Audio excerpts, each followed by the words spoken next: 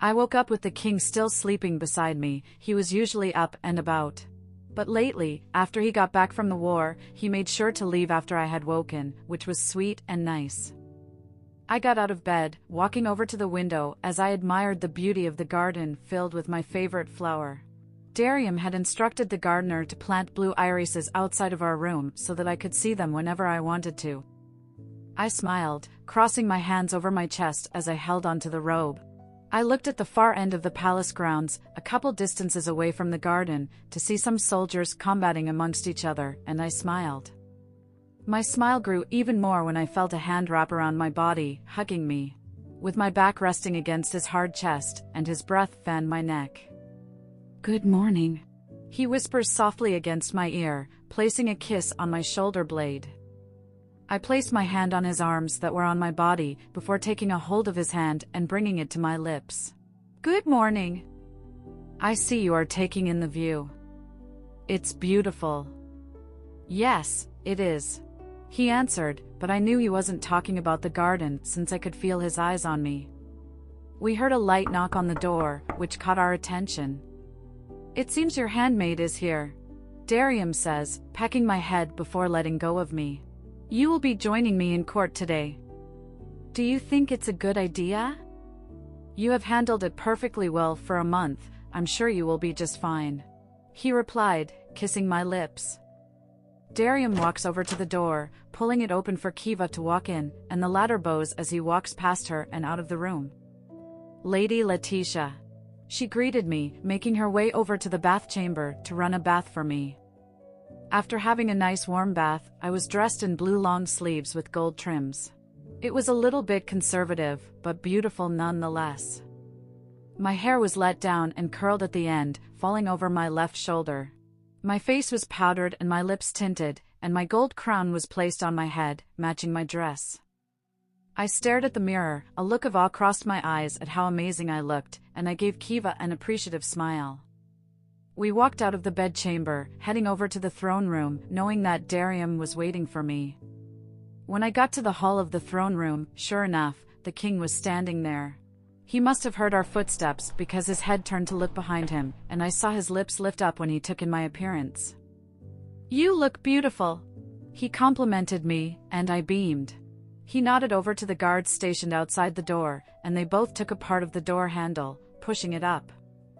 The members of the court stood up as Darium and I both walked up to our thrones, taking our seats. The king used his hand to direct the people to their seats, and they complied. "Shall we begin?"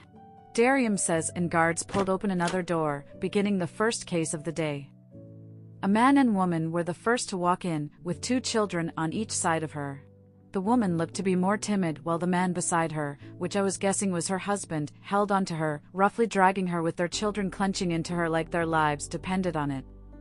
"Your Majesty, Queen Letitia," the man's cracked voice greeted. "I have come to seek punishment for this woman, whom I considered my wife, who tried to kill me by poisoning my food." He stated this, while still dragging the woman till she hit the ground. I had come back from a tiring day of work at the farm and had decided to rest. Of course, I was starving and needed to eat, so I asked her for the food that she brought. I had only closed my eyes for a minute, so she must have thought I was already asleep and brought out the poison she hid in her clothes, pouring it over on the food without her noticing that I had seen the whole thing. The man sneers. "I wish for your Majesty and the Queen to punish her according to the kingdom's law. A murder or attempted murder shall result in death." I stared at the man, baffled. Was he really asking for the death of his wife? A woman who was the mother of his children. The more I looked at him, the more I saw no hint of remorse, just pure hate. I glanced over at the woman in question. I watched her just lay on the ground silently, bawling her eyes out as she held onto her children. "How do you plan on approaching this matter?" the king asked, snapping my gaze away from the woman. "I would like to hear her side of the story." "But Your Highness," the man tried speaking, but was stopped by the king's hand. "You heard her," Darium said, urging the woman to speak. She raised her head, wiping the tears from her eyes. "Your Majesty, Queen Letitia," she begins. "It is true what my husband said, but I only did that because I was tired of the way he treated me and our children. He leaves the house without any money left to prepare meals for the family, but takes the little money I have from working small jobs for people, wasting it on pubs and women. And every time he comes back to the house, he becomes drunk and violent, hitting the children and I, which had resulted to our first child, Nikhil, to have a limp for the rest of his life. I have no one to turn to as both my parents have passed away. This was the only solution I could think of at that time. She wept, and I felt my heart break at her story. "What will your judgment be?" Darium asked. Having heard both sides of the story, I have come to the conclusion that the woman is indeed guilty of the crime presented before us. There was a big smirk on the man's face while the woman continued to weep. But the reason for her actions has been put into consideration. Due to her husband's ill treatment against her and their children, I hereby ask for the husband to be whipped 60 times with a permanent separation of the two. I also would like for a house and food ingredients to be provided for the woman and her children, but for her punishment for attempted murder, she shall work in the palace for a year with no pay. Thank you, Your Majesty, Queen Letitia. The woman wept, with a smile on her face as the guards came forward, dragging her husband out of the throne room. You have done well, my queen, the king complimented with a prideful voice, and I saw the rest of the court nod in agreement, and a feeling of happiness gripped my heart. Let's carry on to the case of the day, the king said, and the guards usher the next person in. We carried on listening to the problems of the people, with Darium giving permission to pass judgment just like the first time. By the time we were done, it was already noon. The member of court walked out of the room, leaving the king and me alone at the throne room. You did exceedingly well today, my queen. The members of the court seemed pleased.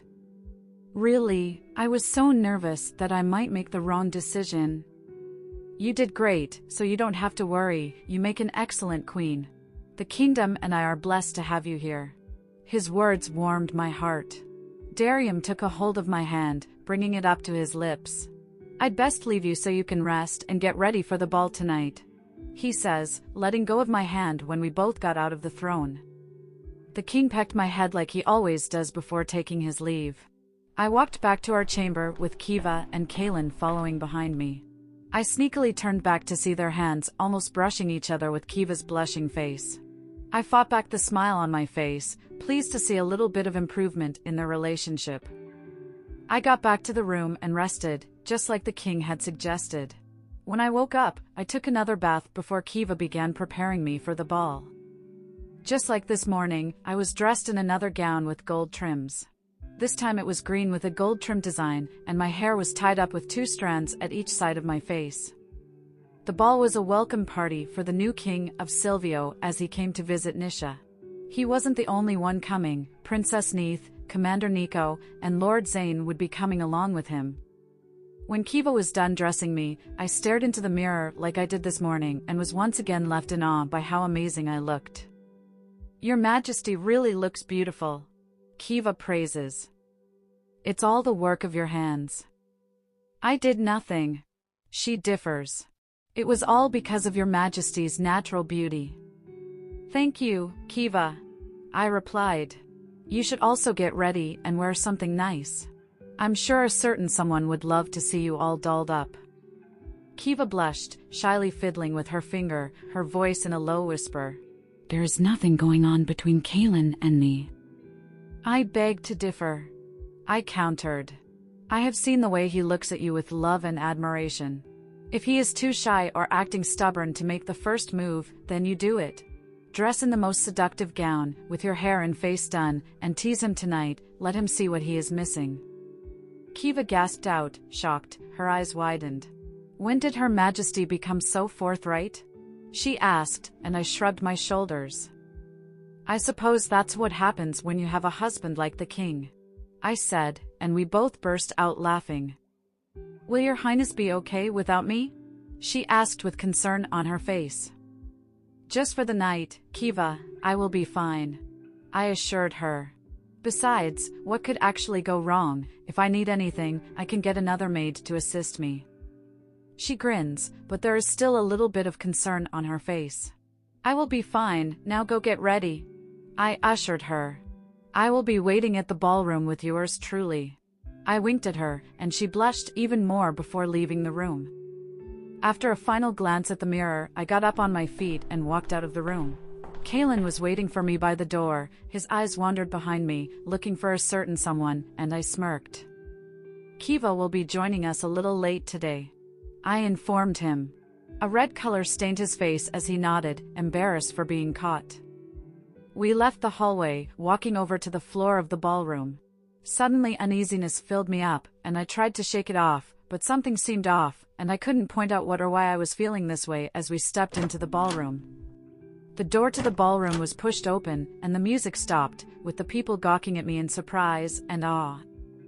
I smiled at them, walking over to where the king stood with a couple of people, which consisted of Commander Nico, Princess Neith, Lord Zane, and a man a few years younger than the king with a gold crown on his head. Darium stretched his arms, taking a hold of my hand when I got close to them. He kissed the side of my head with a huge grin on his face. "You look beautiful." He complimented me just like he did this morning, and I smiled, happy to see that he was pleased with how I looked. "Lord Zane, I'm glad to see you are all better now." "I appreciate your concern, Queen Letitia." He says this, smiling. "Though I would very much appreciate it if you called me by my name instead of my title. I thought we were beginning to become friends." He pouted, and I laughed. "If I'm to call you by your name instead of your title, shouldn't it go both ways?" "I believe it should," Zane replies, laughing. "It's good to see you again, Letitia." "Same here, Zane. It's nice to see you all up and better." I turned my gaze away from him, moving to Nico as I smiled at him, to which he gladly responded. I glanced over at Neith, and she walked over to me, pulling me into a hug. "It's nice to see you again, Letitia," she whispers, taking a step back. "It must have been difficult handling the issues of the kingdom yourself, but Darium here, tell me you did exceedingly well in his absence." "That she did." Darium admitted it, pecking the side of my head again. "Letitia, I want you to meet the new king of Slivo, King Andre." "It's a pleasure to be in your presence, King Andre." I greeted him, stretching out my hand. "The pleasure is all mine, Queen Letitia." He said this, raising my hand to his lips. "Their description doesn't do justice to your beauty, my queen. I must say King Sviatoslavic is truly lucky to have you ruled by his side. I know if you were my woman, I wouldn't let you out of my sight, and hide you from the prying eyes of another man, so that your beauty would be mine to behold." He says it in a sickeningly sweet tone, still holding on to my hand. I could feel Darium's hold on my other hand tighten, and I shifted my gaze at him to see his eyes blazing in anger and his jaw clenching. Taking my hand away from the king of Slivo, I let out an awkward laugh. "Your words flatter me, your majesty, but like you said, I belong to the king." I placed my hand on Darium's chest and felt him begin to calm down. There is no other man I wish to be with than King Sviatoslavic.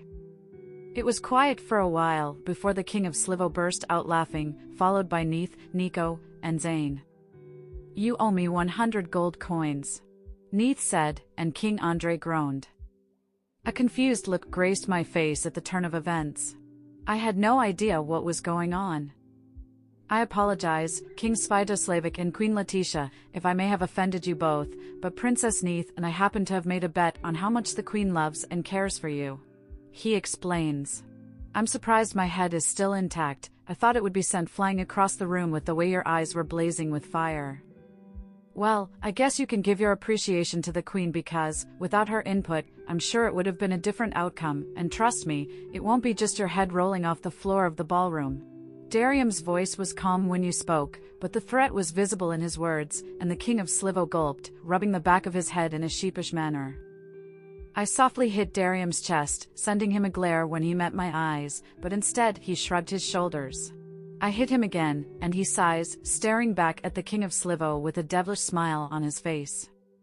"Joking," he mutters, and everybody bursts out laughing, hoping to ease the tension. "Or not." Darium mutters very lowly, so lowly that if I wasn't close to him, I wouldn't have heard. I rolled my eyes at his childish behavior while fighting back a smile at how adorable he looked. "I can't take it," Neith mutters, stepping over to take a hold of my hand. "Letitia and I are going to leave you men to mingle with each other while we chat with other women." I might begin to lose my brain cells if I stay one more moment with you three. Wow, love, you just broke my heart. Nico placed his hand on his chest, feigning being hurt. Deal with it. She is one heartless woman. Zane groans, shaking his head. Yeah, she can be. Nico admitted before his face stretched into a full-blown smile. But I love her anyway. The men laughed out loud as Neith dragged me away from them, over to where the women sat at the far end of the ballroom. I could recognize a few familiar faces among the women I met at the pub. When they saw us approaching them, they got up to their feet, bowing and greeting both Neith and me. Queen Letitia, it's nice to see you again, Serena says, bowing her head to greet me. I feel the same, Serena, I exclaimed. I enjoyed my time at the pub with you and the woman. You went to the pub? Neith asked, surprised, and I nodded, reciting the memory. King Darium and Queen Letitia had visited the pub to hang out with the people. It was a memorable day to have them in our presence like that. Serena beamed. Darium was right, you are doing exceedingly better than I imagine. Neith gushed. It's nice to see how well adjusted you are, the people seem to love you even more. I know I wouldn't have done it without their help. Aren't you ever so modest? Neith nudged my shoulder, laughing. Her eyes wandered behind me with a furrowed brow. Where seems to be your handmaid, Kiva? I haven't seen her since you walked into the ballroom. My lips lifted up in a smirk when I saw the attention Kaylin was putting into our conversation after hearing Kiva's name. I looked over at the door to see her walking in with a confused look. Her gaze wandered around the room like she was searching for something or someone.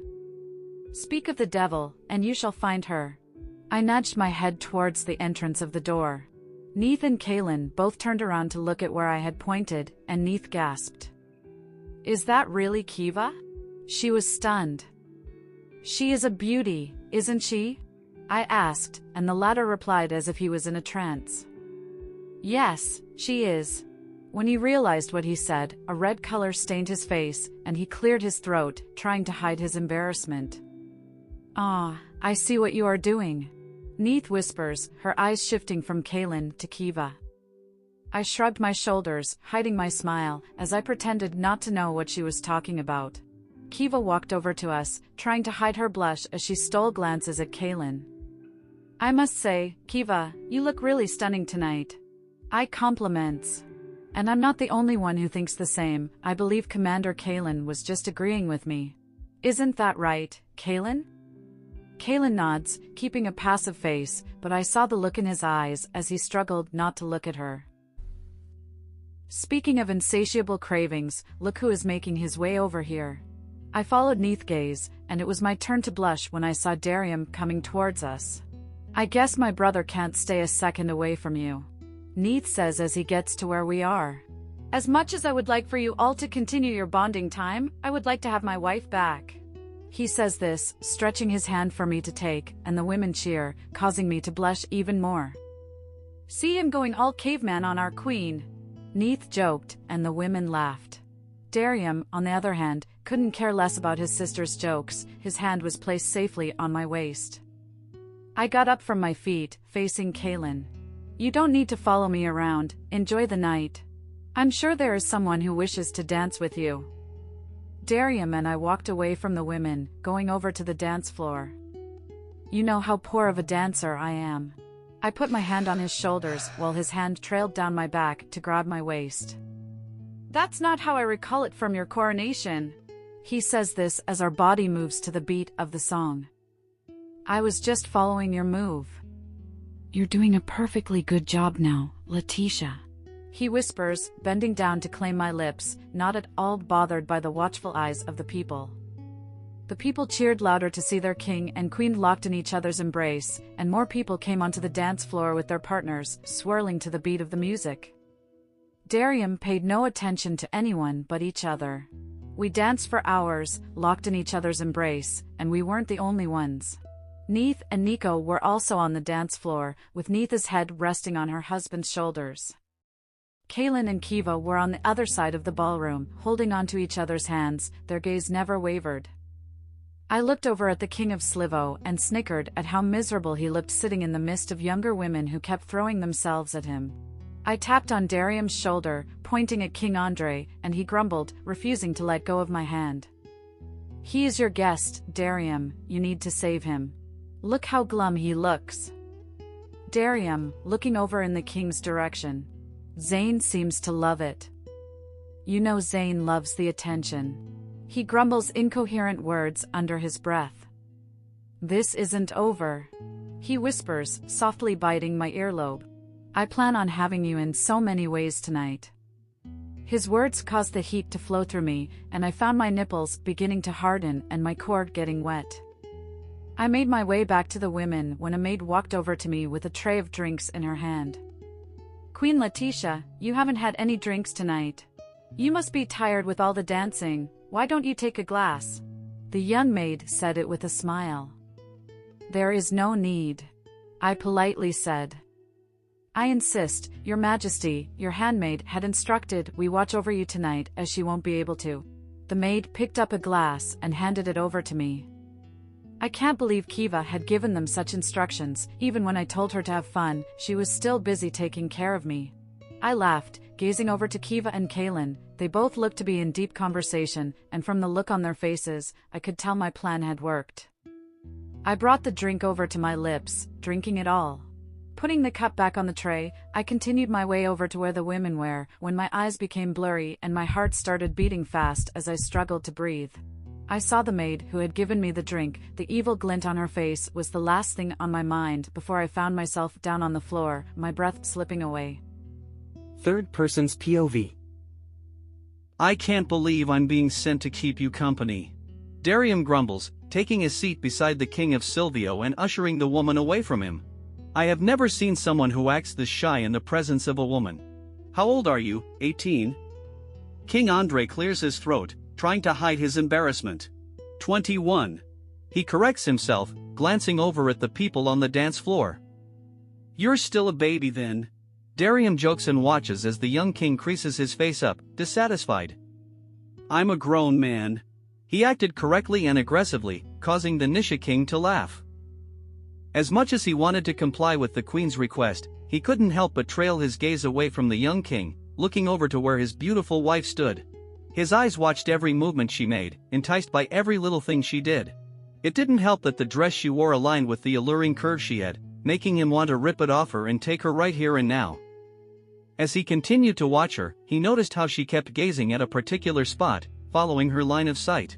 Darium was watching her handmaid Kiva and Commander Kaylin dance together with a pleasing smile on her face, and he found himself smiling. She has you wrapped around her fingers. The king of Silvio whispers with a teasing smile on his face, and Darium laughs, nodding his head, agreeing to the young king's observation. I don't plan on leaving. Darium tells the king of Silvio, turning his gaze back on his queen. That was when he noticed something was wrong. With the way her steps fluttered, her eyes were focused on the maid close to the entrance of the ballroom. Darium shot up to his feet, frozen for a second, before rushing over to her unmoving form, lying on the ground of the ballroom. He drops to his feet, cradling her in his arms with trembling hands. The music in the room ceased with the guards filling up the place. Get the maid. King Andre barked, and the guard springs into action, rushing out of the ballroom and running after the maid who had escaped through the door during the commotion. Even with the loud commotion of the people as they tried to check on their queen while being ushered into a separate room, the king was numb to it. All he felt was fear. A fear gripped his heart, an emotion he hadn't felt for a long time, not since he lost his father. Here he was again, cradling onto the woman he promised to protect and spend the rest of his life with, while ruling side by side. His hand trembles, and he lets out a loud, tormenting cry of pain from his lips as he continues to cradle Letitia's body in his hand, releasing another loud roar of anger and grief. Darium's eyes became blurry and red, blazing with anger. The rest of the royal family stood back, shocked. They had never seen him like this. They did realize the king cared deeply for his queen, but no one was aware how much she mattered to him until now. She was the only key to bringing the mighty king to his feet, and everyone was a witness to it. Princess Neith was the first to come out of her shock, rushing over to the king's side. She took a hold of the queen's hand, reading her pulse, and sighed in relief when she felt a faint heartbeat. Darium, listen to me. She pleads with her brother, who seems to have lost it. She is still breathing. The king was too numb to pay attention to the words of the princess, not with the queen lying lifeless in his arms. He blamed it all on him. He should never have complied with her request and left her alone. Darium! The princess screamed louder than before. She is alive. She says it again. This time, she was able to get to him. The king looked away from Letitia, glancing up at her. She is alive, Darium, she is breathing. Letitia is still alive, we can save her if we get the healer. He blinked back the tears from his eyes. Wordless, Darium stood up with the queen in his hand and rushed out of the room back to their chamber. The rest of the royal family followed behind them, with Commander Kalen running over out of the palace to get the healer. The king gently lays the queen down on the bed, still refusing to let her go as they await the arrival of the healer. The healer and his apprentice rushed into the room and began attending to their queen, bringing out the herbs and needles. I suggest only the king stay in the room, while the rest of you wait outside. The healer said this to the royal family, ushering the princess and her husband out of the room to wait with King Silvio and Lord Zane, who were standing outside the room. Hours pass as they continue to attend to the queen, the king never once leaving her side while the rest of the family remain outside the room, waiting for the news of their queen. She is slipping away, Your Majesty. Then make sure she is okay, keep her alive. The king barked, frustrated. I'm trying, but it seems the poison has taken full effect on her. Tonight will be critical, Your Majesty. Keep her alive. I don't care how you do it or what you do. I can't lose the queen. I will not lose the queen. Darium cried out desperately, holding onto Letitia's hand and begging her to come back to him. The healer placed the acupuncture needles on the queen as he tried his best to keep her alive. The apprentice rushed in and out of the room, bringing in different herbs. They ground it in a tiny bowl, handing it over to the healer, who had no clue how he was going to feed it to the queen. Give it to me. My king. The healer cried out. It's dangerous if you take it. This herb can only be used to fight off poison, but if taken in a healthy body, it can be poisonous to you, Your Majesty. Give it to me. The king ordered it, taking the bowl from the healer. He took the grinded herbs, putting them in his mouth as he chewed on them till they were soft before leaning over to the queen, bringing his lips to her, and feeding them to her. He repeated it 3 times until he was sure that she had taken enough. His vision blurs for a second, but he shakes it off, refusing to even blink an eye away from her. The healer stood, looking at the king in concern. He was very aware of the fact that there was nothing he could do to change the king's mind. He knows if he requests to treat the king first before attending to the queen again, the king will refuse, so he tries to save the queen as fast as he can, that way the king will receive treatment. It was enough that their queen was in critical condition, they wouldn't be able to bear it if they lost their king too. They stayed in the chamber room with the king, waiting through the night to see how the queen was. There had been some time through the night when they thought the queen wouldn't make it. But it seemed heaven was with them as the morning came and the critical moment passed. The healer and his apprentice were finally able to go home and rest, informing the rest of the family that were still outside the door about the queen's improvement.